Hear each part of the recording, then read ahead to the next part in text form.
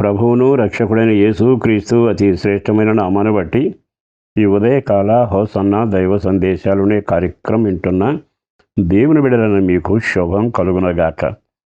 ఈ శుభవేళ మీ అందరికీ వందనాలు తెలియచేస్తూ నూతన సంవత్సరంలో ప్రవేశపెట్టి ఆయన నడిపిస్తున్న విధానం ఎంత దీవెన ఆశీర్వదకరం.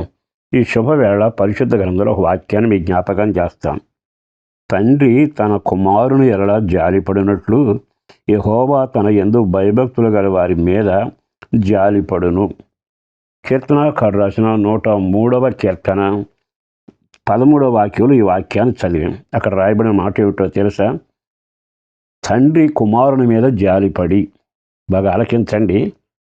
మన పిల్లల మీద మనం జాలిపడతాం. కొన్నిసార్లు వాళ్ళకి పని చెబుతాం, వాడు చేయలేకపోతే జాలిపడయ్యో నేనే మోసుకుంటానని తండ్రి వెళ్ళి ఆ భారాన్ని మోస్తాడు. కారణం ఏంటంటే జాలిపడి.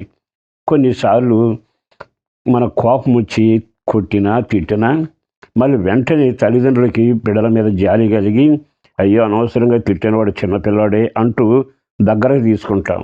అంటే తండ్రి నైజం ఏంటంటే నీ హృదయం గాయపరచబడకూడదు, నీ హృదయం చింతించకూడదు, నీ హృదయం కలవరపడకూడదు. ఈరోజు నీ మాట విన్నాక గత కాలంలో అనేక సార్లు మనం కృంగిపోయాం, జారిపోయాం. అయ్యో నేను ఇంత హీనస్థితికి వచ్చానని ఏడుస్తున్న రోజులు కూడా ఉన్నాయి. కానీ నా దేవుడు ఎవరో తెలుసా? ఆ తండ్రి కుమారుడి పట్ల జాలిపడినట్లుగా దేవుడు నీ మీద జాలి పడగలిగిన వాడు. ఉదాహరణకు మీరు గమనిస్తే తప్పిపోయిన కుమారుడు తిన్నగా దూరదేశం వెళ్ళి ఆస్తి అంతా పోగొట్టుకున్నాడు.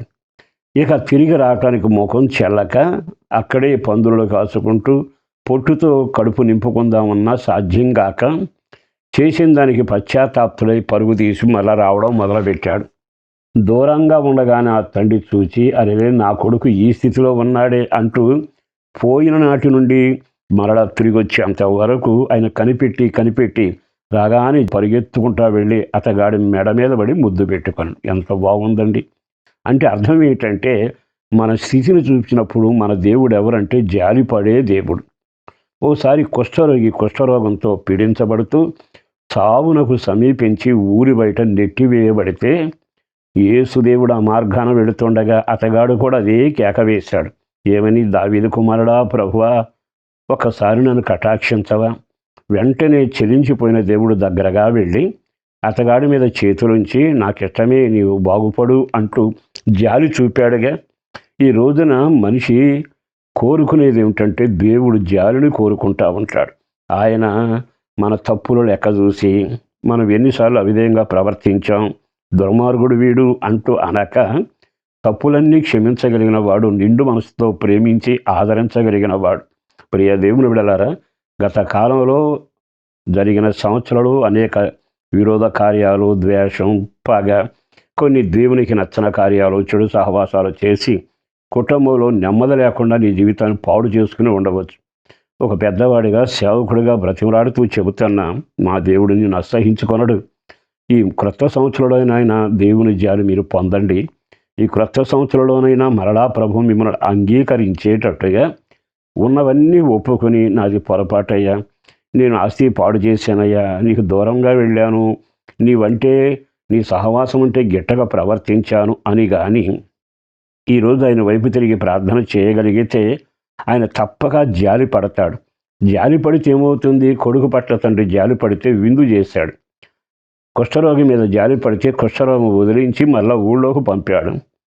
యోనా ప్రకటన విన్నప్పుడు ఒక క్షణం ఆగి ఆలకిస్తే నినివే పట్టణస్తులు అందరూ భయంకరంగా ఏడ్చి అయ్యా మా మీద జాలిపడవా అని వేడుకుంటే పశువులు, రాజులు, మనుషులంతా ఉపవాసం ఉన్నారు. దేవుడు కనికరించి ఒక అద్భుతం చేసి వాళ్ళ మీద జాలిపడ్డాడుగా. మళ్ళా పట్టణస్థలంతా క్షేమంగా ఆరోగ్యంగా ఉన్నారుగా. ఈ నూతన సంవత్సరంలో మీరు, మీ పిల్లలు, మీ కుటుంబాలు క్షేమంగాను దీవెనకరంగా ఉండునట్లుగా ఒక సేవకుడిగా చెప్పగలిగిన మాట, ఆయన నీ మీద జాలి పడబోతున్నాడు, నిన్ను కనికరించబోతున్నాడు. రావలసిన మార్గాన్ని తిరిగి వస్తే, ఒప్పుకునే మార్గంలో ఒప్పుకోగలిగితే, విడిచిపెట్టవలసినవి విడిచిపెట్టి అయ్యా నన్ను క్షమించవా అంటే ఆయన నీ స్థితిని చూసి జాలిపడి హక్కున చేర్చుకోగలిగిన వాడు. ఈ సంవత్సరం అలా ఆయన నిన్ను కౌగలించుకుంటే నీ మీద జాలి చూపితే ఈ సంవత్సరం అంతా మేలు, దీవెన, నెమ్మది, క్షేమం నీ పైనలో జరగబోతుంది. అట్టి కృప మీకు కలుగునగాక. పరిశుద్ధుడును ప్రేమముడైన ప్రభు వందనాలయ. బిడ్డలను దీవించండి. నీ ప్రేమ వాళ్ళు అనుభవించగలగాలి. నీ కౌగిలిలో వాళ్ళు భద్రపరచబడాలి. వాళ్ళకు మరలా మంచి రోజులు రావాలి. పిల్లల క్షేమం, పెద్దల క్షేమం, అలాగే చదువులు, ఉద్యోగ వ్యాపారాలన్నింటిలో దీవెనకరంగా రక్షణ కలగాలయ్యా. కుటుంబంలో సంతోషం ఉండాలయ్యా. మరలా జాలిపడి ఈ సంవత్సరం దీవెనకరంగా మార్చండి. యేసు పేరట వేడుచున్నాం తండ్రి. ఆమేన్.